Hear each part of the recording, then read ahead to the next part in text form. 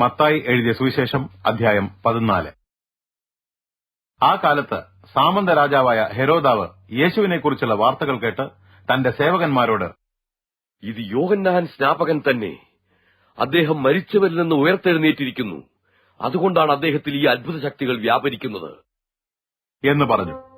ഹെരോദാവ് തന്റെ സഹോദരനായ ഫിലിപ്പോസിന്റെ ഭാര്യ ഹെരോദ്യ നിമിത്തം യോഹന്നാനെ ബന്ധിച്ച് കാരാഗ്രഹത്തിലാക്കിയിരുന്നു.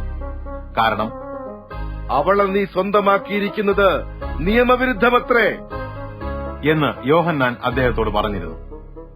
ഹെരോദാവ് യോഹന്നാനെ വധിക്കാൻ ആഗ്രഹിച്ചു. എങ്കിലും ജനങ്ങൾ അദ്ദേഹത്തെ പ്രവാചകനായി കരുതിയിരുന്നതിനാൽ അയാൾ അവരെ ഭയപ്പെട്ടു. ഹെരോദാവിന്റെ ജന്മദിനത്തിൽ ഹെരോദ്യയുടെ പുത്രി രാജസദസ്സിൽ നൃത്തം ചെയ്ത് അവൾ എന്തു തന്നെ ചോദിച്ചാലും കൊടുക്കാമെന്ന് ശപഥം ചെയ്യുവാൻ തക്കവണ്ണം അദ്ദേഹത്തെ സന്തോഷിപ്പിച്ചു. യോഹന്നാന്റെ തല ഒരു തളികയിൽ എനിക്ക് തരേണം എന്ന് അമ്മയുടെ പ്രേരണയനുസരിച്ച് അവൾ അപേക്ഷിച്ചു. രാജാവ് ദുഃഖിതനായി. എന്നാൽ താൻ ചെയ്തുപോയ ശപഥം നിറവേറ്റേണ്ടതുകൊണ്ടും വിരുന്നിൽ പങ്കെടുത്ത അതിഥികൾ നിമിത്തവും അവളുടെ അപേക്ഷയനുസരിച്ച് ചെയ്യുവാൻ ആജ്ഞ നൽകി. അങ്ങനെ കാരാഗ്രഹത്തിൽ വെച്ച് യോഹന്നാനെ ശിരച്ഛേദം ചെയ്യിച്ചു. അദ്ദേഹത്തിന്റെ തല ഒരു തളികയിൽ കൊണ്ടുവന്ന് ആ പെൺകുട്ടിക്ക് കൊടുത്തു. അവൾ അത് അമ്മയുടെ അടുത്ത് കൊണ്ടുപോയി. യോഹന്നാന്റെ ശിഷ്യന്മാർ വന്ന് അദ്ദേഹത്തിന്റെ ശരീരം എടുത്ത് സംസ്കരിച്ചു. പിന്നെ അവർ ചെന്ന് യേശുവിനെ അറിയിച്ചു.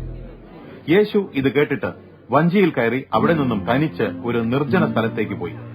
ജനക്കൂട്ടം ഇത് കേട്ട് പട്ടണങ്ങളിൽ നിന്ന് കാൽനടയായി അദ്ദേഹത്തെ പിൻചെന്നു. യേശു കരയ്ക്കിറങ്ങിയപ്പോൾ ഒരു വലിയ ജനസമൂഹത്തെ കണ്ടു. അദ്ദേഹം അവരോട് മനസ്സലിഞ്ഞ് അവരുടെ രോഗികളെ സൌഖ്യമാക്കി. സന്ധ്യ ആയപ്പോൾ ശിഷ്യന്മാർ അദ്ദേഹത്തിന്റെ അടുക്കൽ വന്ന്, ഇതൊരു നിർജ്ജന സ്ഥലമാണ്, നേരം വൈകിയിരിക്കുന്നു.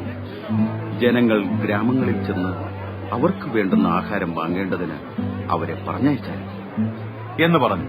അതിന് യേശു, അവർ പോകേണ്ട കാര്യമില്ല, നിങ്ങൾ അവർക്കെന്തെങ്കിലും ഭക്ഷിക്കാൻ കൊടുക്കുക എന്ന് ഉത്തരം പറഞ്ഞു.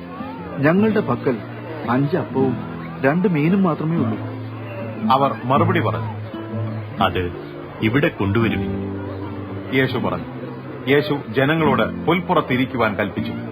അദ്ദേഹം ആ 5 അപ്പവും 2 മീനും കയ്യിലെടുത്ത് സ്വർഗ്ഗത്തിലേക്ക് നോക്കി സ്തോത്രം ചെയ്ത് നുറുക്കി ശിഷ്യന്മാരെ ഏൽപ്പിച്ചു. ശിഷ്യന്മാർ അത് ജനങ്ങൾക്ക് കൊടുക്കുകയും ചെയ്തു. എല്ലാവരും തിന്ന് തൃപ്തരായി. ശേഷിച്ച അപ്പനുറുക്കുകൾ ശിഷ്യന്മാർ 12 കുട്ട നിറയെ ശേഖരിച്ചു. ഭക്ഷിച്ചവരുടെ എണ്ണം സ്ത്രീകളെയും കുട്ടികളെയും കൂടാതെ ഏകദേശം 5000 പുരുഷന്മാരായിരുന്നു. യേശു ജനസമൂഹത്തെ പിരിച്ചുവിടുന്നതിനിടയിൽ ശിഷ്യന്മാരെ പെട്ടെന്ന് വഞ്ചിയിൽ കയറ്റി തനിക്ക് മുമ്പായി മറുകരയിലേക്ക് അയച്ചു. അവരെ പിരിച്ചുവിട്ടതിനു ശേഷം അദ്ദേഹം പ്രാർത്ഥിക്കുന്നതിന് തനിയെ മലയിലേക്ക് കയറിപ്പോയി. സന്ധ്യ ആയപ്പോൾ അദ്ദേഹം അവിടെ തനിച്ചായിരുന്നു. എന്നാൽ കാറ്റ് പ്രതികൂലമായിരുന്നതിനാൽ വഞ്ചി തിരകളാൽ ഉലഞ്ഞ് കരയിൽ നിന്ന് വളരെ ദൂരം പോയിരുന്നു. രാത്രിയുടെ 4-ാം യാമത്തിൽ യേശു തടാകത്തിന് മീതെ കൂടി നടന്ന് അവരുടെ അടുക്കലെത്തി. അദ്ദേഹം തടാകത്തിന്റെ മീതെ നടക്കുന്നത് കണ്ട് ശിഷ്യന്മാർ പരിഭ്രമിച്ചു. അതൊരു ഭൂതമാണ് എന്ന് പറഞ്ഞ് ഭയപ്പെട്ട് നിലവിളിച്ചു. യേശു ഉടനെ തന്നെ അവരോട്, ധൈര്യപ്പെടുവിൻ, ഞാനാകുന്നു, ഭയപ്പെടേണ്ട എന്ന് പറഞ്ഞു. കർത്താവേ, അതങ്ങാകുന്നുവെങ്കിൽ വെള്ളത്തിന് മീതെ നടന്ന് അങ്ങയുടെ അടുത്തെത്തുവാൻ എന്നോട് കൽപ്പിക്കണമേ. പത്രോസ് പറഞ്ഞു. വരിക, അദ്ദേഹം പറഞ്ഞു. അപ്പോൾ പത്രോസ് വഞ്ചിയിൽ നിന്നിറങ്ങി വെള്ളത്തിന് മീതെ കൂടി യേശുവിന്റെ അടുത്തേക്ക് നടന്നു. എന്നാൽ അയാൾ കാറ്റ് കണ്ട് പേടിച്ച് താഴുവാൻ തുടങ്ങി. കർത്താവേ, എന്നെ രക്ഷിക്കണമേ. അയാൾ നിലവിളിച്ചു. യേശു ഉടൻ തന്നെ കൈനീട്ടി അയാളെ പിടിച്ചു.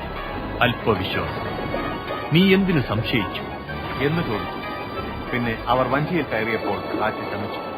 വഞ്ചിയിലുണ്ടായിരുന്നവർ, അങ്ങ് സത്യമായും ദൈവപുത്രൻ തന്നെ എന്ന് പറഞ്ഞ് അദ്ദേഹത്തെ ആരാധിച്ചു. അവർ അക്കരെ ഗന്നേസരത്തിലെത്തി. ആ സ്ഥലത്തുള്ള ആളുകൾ യേശുവിനെ തിരിച്ചറിഞ്ഞപ്പോൾ ചുറ്റുമുള്ള എല്ലാ പ്രദേശങ്ങളിലും വിവരമറിയിച്ചു. ജനങ്ങൾ തങ്ങളുടെ സകല രോഗികളെയും അദ്ദേഹത്തിന്റെ അടുക്കൽ കൊണ്ടുവരികയും അദ്ദേഹത്തിന്റെ പുറംകുപ്പായത്തിന്റെ വിളുമ്പിൽ തൊടാൻ രോഗികൾക്ക് അനുവാദം നൽകണമെന്ന് യാചിക്കുകയും ചെയ്തു. അദ്ദേഹത്തെ സ്പർശിച്ച എല്ലാവർക്കും സൌഖ്യം ലഭിച്ചു.